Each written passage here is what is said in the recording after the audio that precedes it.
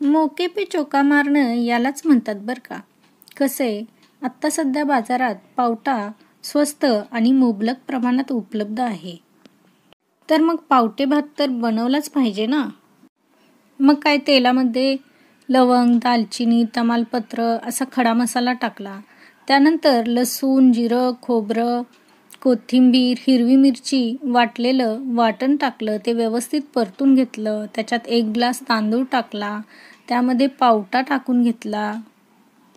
हे सगळं व्यवस्थित परतून त्यामध्ये हळद टाकून घेतली आणि बरोबर तांदळाच्या दुप्पट म्हणजे 2 ग्लास गरम पाणी ओतून घेतलं. त्यानंतर 1 चमचा गोडा मसाला टाकला. चवीप्रमाणे मीठ टाकून घेतलं आणि आता बस झाकण ठेवून मस्त असा भात शिजवून घेतला आणि आपला खमंग पावटे भात तयार आहे. व्हिडिओ आवडला तर लाईक, शेअर, सबस्क्राईब. थँक्यू.